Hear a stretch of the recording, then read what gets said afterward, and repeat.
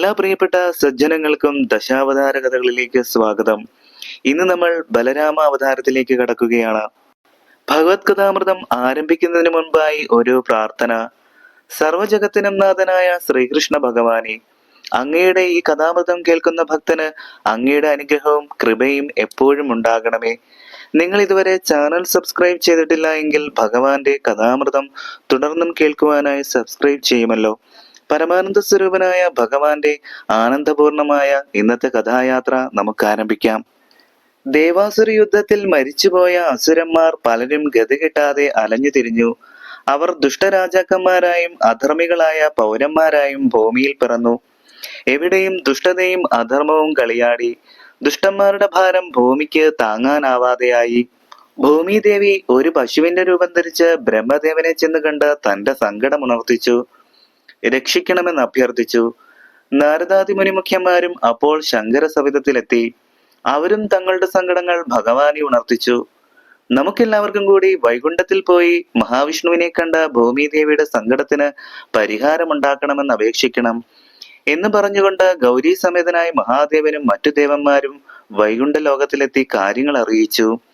അപ്പോൾ അഖിലാണ്ടകോടി ബ്രഹ്മാണ്ഡ നായകനായ വിഷ്ണു ഭഗവാൻ ഇങ്ങനെ അരുളി ചെയ്തു: ഭൂമിയുടെ ഭാരം തീർത്തു രക്ഷിക്കാൻ ഞാൻ മധുരയിൽ വസുദേവന്റെയും ദേവകിയുടെയും പുത്രനായി ജനിക്കും. വിശ്വകാരുണിയായ വിഷ്ണുമായ അമ്പാടിയിൽ യശോദയുടെ പുത്രിയായി ജനിക്കും. അനന്തൻ എന്റെ ജ്യേഷ്ഠനായി പിറവിയെടുക്കും. ദേവന്മാർ ഗോപന്മാരായും യാദവന്മാരായും ദേവസ്ത്രീകൾ ഗോപസ്ത്രീകളായും ജനിക്കും. ഇങ്ങനെ എല്ലാവരെയും സമാധാനിപ്പിച്ചിട്ട് വൈകുണ്ഠനാഥൻ നിദ്രയിൽ ലയിച്ചു. മറ്റുള്ളവർ തങ്ങളുടെ സ്ഥാനങ്ങളിലേക്ക് പോയി. ശൂരസേനന്റെ പുത്രനാണ് വസുദേവർ. ഉഗ്രസേനന്റെ പുത്രൻ കംസൻ. ഉഗ്രസേനന്റെ ജ്യേഷ്ഠനായ ദേവകന്റെ ഇളയ പുത്രി ദേവകി.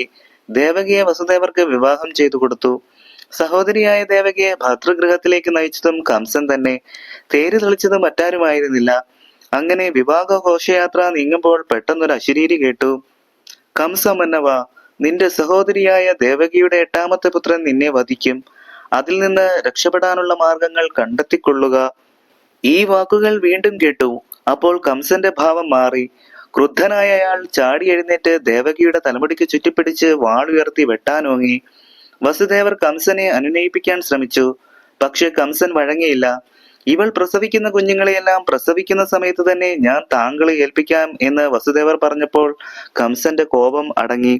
യഥാകാലം ദേവകി പ്രസവിച്ചു. വസുദേവർ ആ കുഞ്ഞിനെയും കൊണ്ട് കംസന്റെ അടുക്കിലെത്തി. അയാൾ ആ കുഞ്ഞിനെ വധിച്ചില്ല. 8ാമത്തെ മകനല്ലേ തന്നെ കൊല്ലുമെന്ന് പറഞ്ഞത്. അതുകൊണ്ട് ഈ നിരപരാധിയെ കൊല്ലുന്നത് എന്തിന്? കൊണ്ടുപോയി വളർത്തിക്കൊള്ളാൻ പറഞ്ഞ് തിരികെ കൊടുത്തു. ആ കുഞ്ഞിന് കീർത്തിമാൻ എന്ന പേരിട്ടു. ഒരു ദിവസം നാരദ മഹർഷി കംസനെ സന്ദർശിക്കാനെത്തി. ദേവകിയുടെ ആദ്യ സന്താനത്തെ വധിക്കാതെ കൊടുത്തയച്ച കാര്യം കംസൻ മഹർഷിയോട് പറഞ്ഞു. നാരദൻ പറഞ്ഞു: കാലനേമിയുടെ അവതാരമാണ് കംസൻ. യാദവന്മാരും ഗോപന്മാരും മറ്റും ദേവന്മാരുടെ അവതാരങ്ങളാണ്. അവരെല്ലാം നിന്റെ ശത്രുക്കളാണ്. ഭൂമിയുടെ ഭാരം തീർക്കാൻ മഹാവിഷ്ണു കൃഷ്ണനായി അവതരിക്കും. ഇനിയെല്ലാം നല്ലതുപോലെ ചിന്തിച്ച് പ്രവർത്തിക്കുക. നാരദൻ പോയി കഴിഞ്ഞ് കംസൻ വളരെയധികം ചിന്തിച്ചു. വസുദേവരുടെ കൊട്ടാരത്തിലേക്ക് അയാൾ പാഞ്ഞു ചെന്ന് അവരെ ചങ്ങലക്കിട്ട് കാരാഗൃഹത്തിൽ അടച്ചു. കുട്ടിയെ കാലിൽ തൂക്കിയെടുത്ത് പാറയിൽ അടിച്ചു കൊന്നു. ഇടയ്ക്കിടെ നാരദവാക്യം ഓർമ്മിക്കുമായിരുന്ന കംസൻ ദേവകി പ്രസവിച്ച പ്രഥമ സന്താനം ഉൾപ്പെടെ 6 പുത്രന്മാരെയും പാറയിൽ അടിച്ചു കൊന്നു.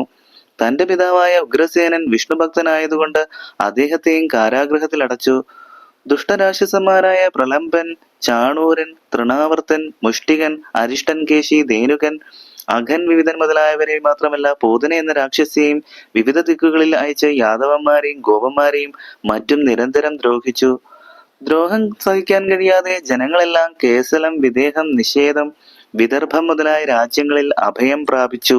ദേവകി 7ാമതും ഗർഭം ധരിച്ചു. ഗർഭസ്ഥ ശിശുവിന്റെ വിധിയോർത്ത് ദേവകിയും വസുദേവരും വളരെയധികം ദുഃഖിതരായി. ഈ അവസരത്തിൽ മഹാവിഷ്ണു മായാദേവിയോട് പറഞ്ഞു: ഇപ്പോൾ നമുക്കൊരു കാര്യം ചെയ്യേണ്ടിയിരിക്കുന്നു. ഭൂമിയുടെ ഭാരം തീർത്ത് ധർമ്മത്തെ രക്ഷിക്കാനായി നാമെല്ലാം മനുഷ്യരായി ജനിക്കണം. അതിന് ദേവകിയുടെ ഗർഭസ്ഥ ശിശുവിനെ അവിടെ നിന്നും ആകർഷിച്ചെടുത്ത് വസുദേവരുടെ മറ്റൊരു ഭാര്യയായ രോഹിണിയിൽ നിക്ഷേപിക്കണം. അനന്തന്റെ അവതാരമായ കുഞ്ഞ് പിന്നീട് സംഘർഷണൻ, ബലഭദ്രൻ എന്നിങ്ങനെ വിവിധ നാമത്താൽ പ്രസിദ്ധനാകും.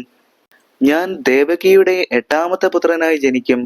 അതേസമയം നീ യശോദയുടെ മകളായും ജനിക്കണം.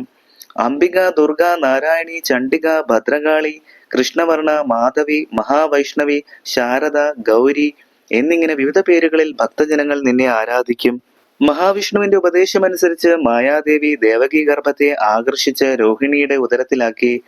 അതോടുകൂടി ദേവകിയുടെ 7ാമത്തെ ഗർഭം അലസിപ്പോയി എന്ന വാർത്ത പരന്നു. ഈ കഥാമൃതം ശ്രവിച്ച എല്ലാ പ്രിയപ്പെട്ട സജ്ജനങ്ങൾക്കും ബലഭദ്രസ്വാമിയുടെ അനുഗ്രഹം ഉണ്ടാകട്ടെ എന്ന് പ്രാർത്ഥിച്ചുകൊണ്ട് നിർത്തുന്നു. നന്ദി, നമസ്കാരം.